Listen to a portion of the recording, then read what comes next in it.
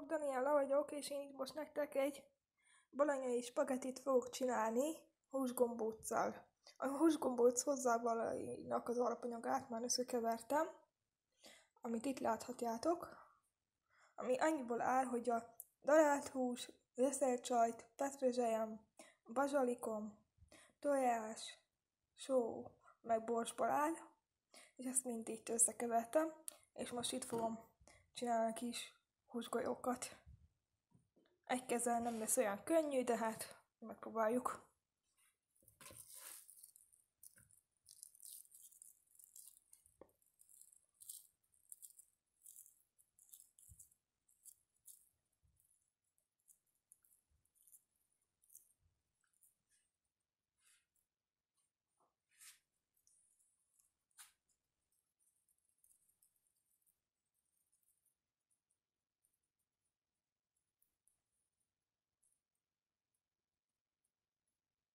Íme, egy kézzel így sikerült ennyire. Így jobban látszik.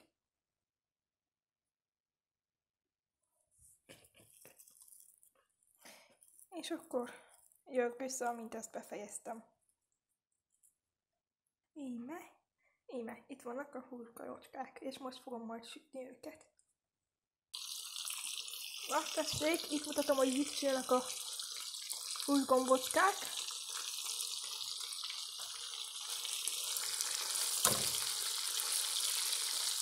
Szép aranybarnára sütöm őket, utána paradicsom szószba fogom megfőzni, de ennek is más van egy receptje, úgyhogy ha ezt befejeztem, azzal fogom folytatni. Addig is sziasztok!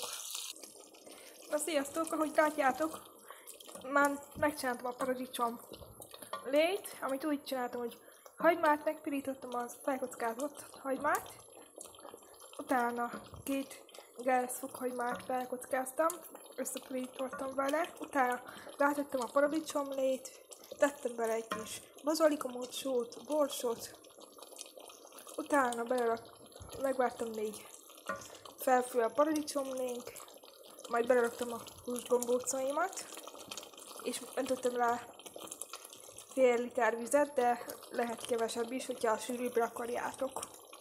Itt meg már főzöm a tésztát, úgyhogy ennyi, jövök vissza az eredménnyel. Íme, vége.